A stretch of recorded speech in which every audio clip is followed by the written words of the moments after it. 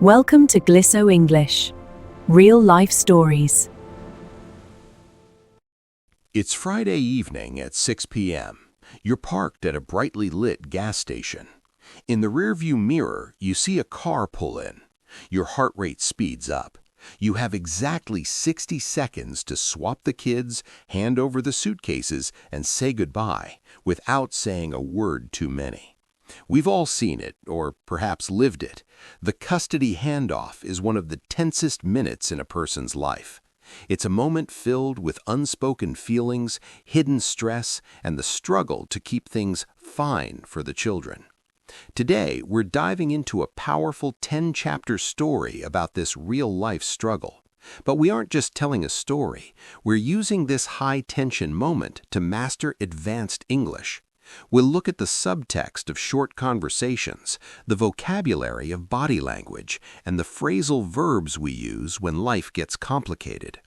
If you want to improve your listening skills while exploring the deep, honest parts of human connection, you're in the right place. Let's head to the Midway gas station for Chapter 1, The Ritual of the Quarter Tank. The sun was beginning to dip below the horizon, casting long, jagged shadows across the pavement of the Midway Gas and Sip. Peter gripped the steering wheel, his knuckles turning a stark white against the dark leather. In the back seat, the rhythmic kicking of a sneaker against the upholstery was the only sound breaking the heavy silence. He checked his watch, 5:58 p.m. He always arrived 2 minutes early, a habit born from a desperate need to feel in control of a situation that was entirely out of his hands. "Remember, guys," he said, his voice sounding thinner than he intended, "everything is packed. Your soccer cleats are in the blue bag." Leo stopped kicking and looked out the window, his expression unreadable for a 7-year-old. Peter reached for his water bottle, taking a slow sip to wash away the dry, metallic taste of anxiety rising in his throat. He went through the mental checklist one last time, the signed permission slips, the extra inhaler, and the unspoken promise not to start an argument. To any bystander, he was just a man waiting for a fill-up, but the quarter-tank ritual was about more than fuel. It was the final 60 seconds of peace before his world was partitioned once again. The neon sign above the pumps hummed with a low electric buzz that seemed to vibrate in his teeth. He took a deep breath, trying to steady his breathing as a silver SUV turned into the lot. The ritual was beginning, and the silence in the car grew so thick it felt like it might shatter the glass. The silver SUV glided to a halt at Pump 4, its engine idling with a low, rhythmic growl that felt like a countdown. Peter didn't look up immediately, but he felt the shift in the air, a sudden drop in pressure that made his ears pop. Through the tinted windshield of the car opposite him, he could just make out the silhouette of Sarah, her posture as rigid and defensive as his own. This was the approaching headlights phase, the moment where the past and the present collided in a fluorescent-lit parking lot. Leo unbuckled his seatbelt with a sharp click, the sound echoing like a starting pistol in the cramped interior of the sedan. "Stay in the car for one more second, buddy," Peter murmured, his eyes finally meeting the reflection of the SUV in his side mirror. He watched Sarah step out, her movements efficient and practiced, avoidant of any unnecessary eye contact that might invite a conversation. The smell of gasoline and cold evening air rushed into the car as Peter opened his own door, the transition from his private sanctuary to the public arena complete. Every movement felt heavy, as if he were wading through water, his senses heightened to the sound of gravel crunching under his boots. He noticed the way the wind whipped a loose strand of hair across Sarah's face, a detail that would have been mundane years ago, but now felt like a barrier.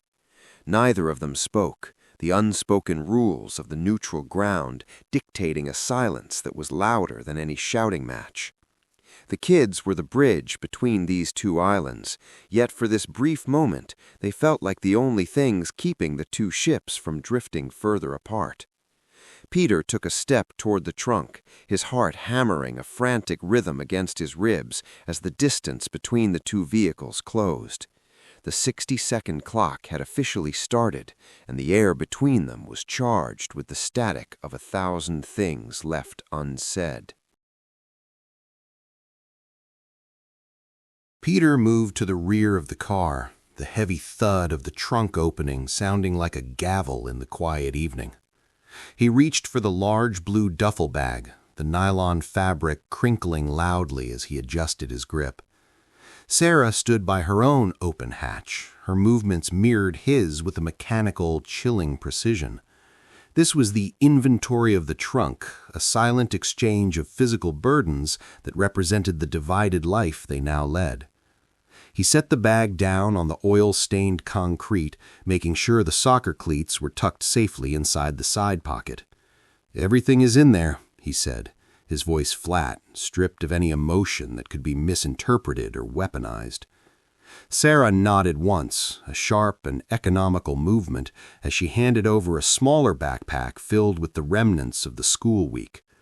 Their fingers brushed for a fraction of a second against the cold fabric, a physical contact that sent a jolt of discomfort through Peter's arm. He checked the side pocket of the backpack for the extra inhaler, finding it exactly where it was supposed to be, nestled against a crumpled drawing.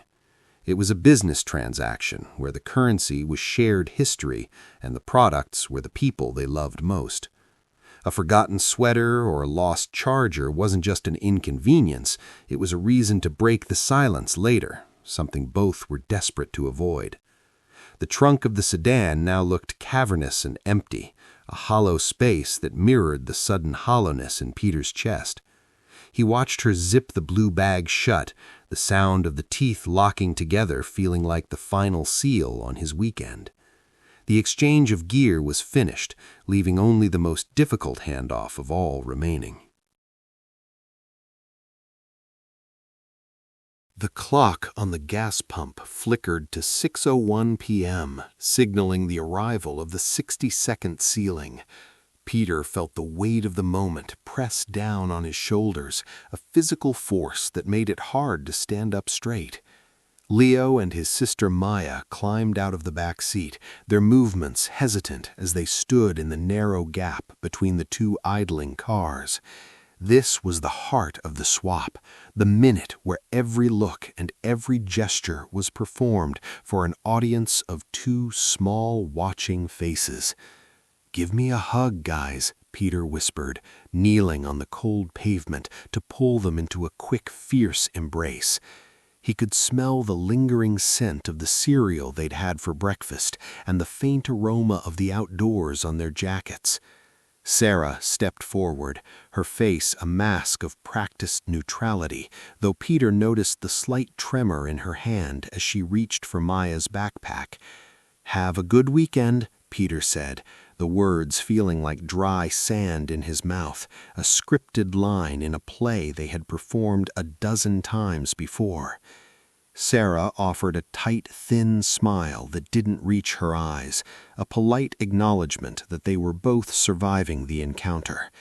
The children moved across the invisible line, transitioning from one world to another in a matter of a few short steps. Peter stood up, his hands instinctively retreating into his pockets to hide the fact that they were shaking.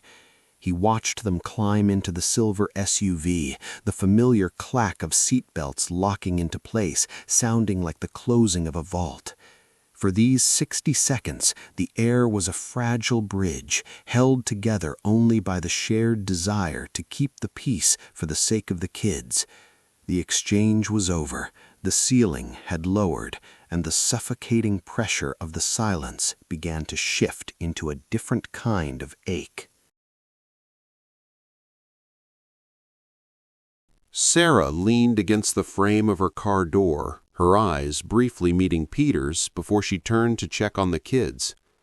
"Did they finish their homework?" she asked, her voice clipped and professional, like a colleague at a high-stakes board meeting. Mostly, Peter replied, the word hanging in the air like a heavy fog.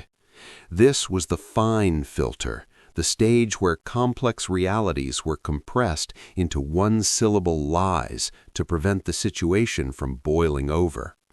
In his head, Peter wanted to explain that Leo had struggled with his math fractions and that Maya had cried for 10 minutes because she missed her favorite blanket. But the neutral ground demanded brevity, a linguistic shorthand that kept their history buried under a layer of civility. "Everything is in the folder," he added, pointing toward the blue bag he had just handed over.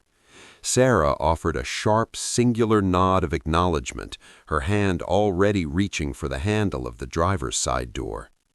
To a stranger at the next pump, this was a boring, everyday conversation between two people who were simply fine. But Peter could hear the exhaustion in her tone and the way she clipped the ends of her sentences to avoid letting a sigh escape. They were speaking English, but the real communication was happening in the gaps between their words and the tension in their jaws. He wanted to say something more, something about the upcoming school play or the leaking faucet in the kitchen, but the filter caught the words and held them back. Every fine and okay was a brick in the wall they had built to keep the peace, protecting the children from the wreckage of the past. She climbed into the driver's seat, and the conversation ended as abruptly as it had started, leaving the air cold and empty.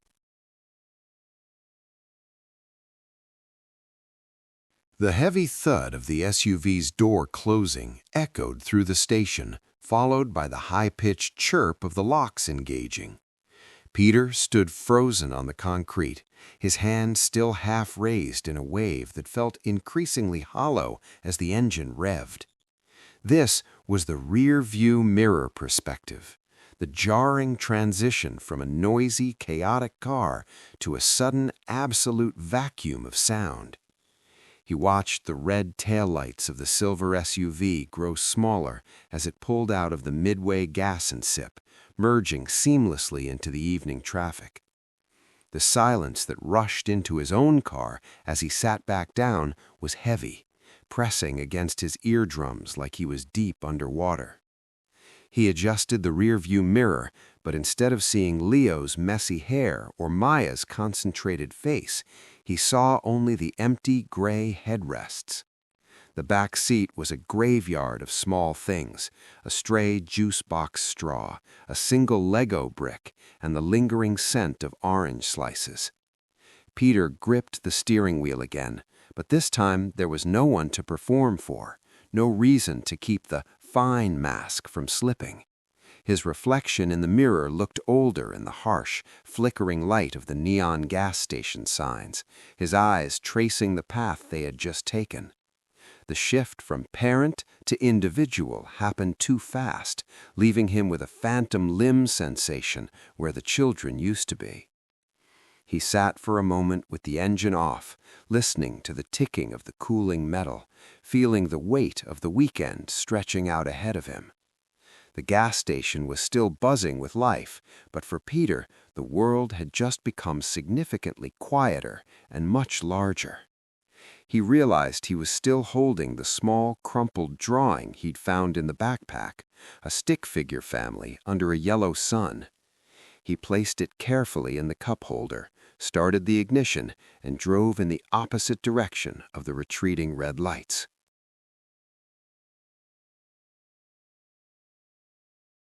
Inside the glass booth of the Midway Gas and Sip, the cashier, a man named Sam, leaned on the counter and watched the monitor. He didn't need to hear the audio to understand the third-party observer perspective. He had seen this play 1,000 times. To Sam, the gas station was a stage where the most private parts of people's lives were performed under the harsh, buzzing fluorescent lights. He watched Peter standing by pump 4, his shoulders bunched up toward his ears like a man bracing for a cold wind that wasn't there. He saw Sarah's rigid posture and the way she checked her watch 3 times in 60 seconds, her movements robotic and tense. Sam scanned a bag of chips for a different customer, but his eyes drifted back to the screen, tracking the silent exchange of the blue duffel bag. He noticed the kids, the way they moved between the cars like small ambassadors crossing a dangerous border with their heads down. He saw the moment Peter knelt for the hug, a brief flash of raw humanity in a place designed for quick transactional convenience. Then, as quickly as it had begun, the SUV pulled away, leaving the man in the sedan sitting alone in a pool of yellow light. Sam had seen fights, laughter, and even tears at these pumps, but the silent swap was always the heaviest to witness. It was a real-life problem laid bare, stripped of the comfort of a home, and placed on a stage of oil stains and cigarette bins. He watched Peter finally start his engine, the headlights cutting through the growing dark like a pair of searching eyes. Sam sighed, wiped down the counter with a gray rag, and waited for the next car to pull into the lot. For the world, it was just Friday night at 6:15 p.m., but for the people at Pump 4, a tectonic shift had just occurred. The quiet hum of the highway was shattered by the sharp, rhythmic vibration of Peter's phone against the plastic of the center console. He didn't want to look, but the persistence of the forgotten message was a digital tether he couldn't simply ignore. He pulled into a rest stop, the screen glowing in the dark cabin like a small, accusatory eye in the night. Sarah, you forgot the red folder with Leo's inhaler instructions, and Maya says she left her tablet in your back seat. Peter sighed, the silent tension of the gas station now replaced by the sharp, staccato noise of a digital conflict. He reached into the back, his fingers brushing against the cold leather until they snagged the edge of the slim silver device. Peter, I have the tablet. The folder is in the front pocket of the blue bag. I checked twice. The 3 pulsing dots of a reply appeared almost instantly, a visual representation of the friction that never truly went away. Sarah, it's not there. I'm looking at the bag right now, Peter. This is exactly what I was worried about. He felt the familiar heat of a rebuttal rising in his chest, his thumbs hovering over the glass to defend his own competence. But then he remembered the way Leo had looked out the window at the gas station, quiet, watchful, and caught in the middle. He deleted the angry sentence he had started to type, replaced it with a deep breath, and looked at the tablet in his hand. Peter, check the very back zipper. I put it there so it wouldn't get bent. I'll drop the tablet off tomorrow morning. The dots flickered and then vanished, leaving the screen dark, and the car once again filled with a heavy, complicated silence. The weekend had passed in a blur of quiet rooms and the strange, ticking clock of a house that was too large for one person. Peter stood in his kitchen on Sunday afternoon, the Sunday echo bouncing off the walls as he packed a small bag of snacks for the return trip. Every room held a memory of the Friday handoff, the empty juice boxes he'd cleared from the car, and the silence that had settled in the hallway. He found himself checking the clock every 10 minutes, his body already synchronizing with the 6 p.m. deadline at the Midway Gas and Sip. The transition back to parent was just as jarring as the departure, a sudden influx of noise and needs after 48 hours of solitude. He looked at Maya's tablet sitting on the counter, its screen dark, representing the digital bridge that had kept him connected to their weekend. The anticipation wasn't just about seeing his children, it was about the looming 60 seconds of silence that would bookend their time apart. He wondered if Sarah felt the same hollow pull in her chest as the sun began its descent toward the horizon once again. The ritual was a cycle, a relentless loop of arrival and departure that defined the rhythm of their new divided lives. He double-checked the bag for the red folder he'd eventually found tucked under the car seat, a small peace offering for the Sunday exchange. Outside, the wind picked up, rattling the window pane and reminding him that the neutral ground was waiting. He grabbed his keys, the metal jangling in the quiet air like a countdown to the next encounter. Driving back toward the gas station felt like retracing a scar, a familiar path that led toward a moment of both connection and loss. The Sunday echo was fading, replaced by the low, steady hum of the highway and the approaching glow of the neon signs. The silver SUV was already parked at Pump 4 when Peter pulled in, its headlights cutting through the drizzling Sunday evening rain. This was the breaking the script moment, the final chapter of the weekend where the exhaustion of the cycle finally began to show. Peter stepped out of his car, the damp air sticking to his skin, and walked toward the back of the SUV with the forgotten tablet in his hand. Sarah met him halfway, her shoulders less rigid than they had been on Friday, her face softened by the dim amber glow of the station lights. "I found it," Peter said, holding out the silver device. "It was tucked under the passenger seat the whole time." He braced himself for a sharp retort about his forgetfulness, but instead Sarah let out a long, weary sigh that clouded in the cold air. "Thank you," she murmured, her voice losing its mechanical edge. "Maya has been asking for it since we pulled out of the driveway." For a heartbeat, the 60-second ceiling seemed to lift, replaced by a rare, fragile pocket of genuine human connection. They stood in the rain, two people who had once shared a life, now navigating the ruins of it with a newfound, quiet respect.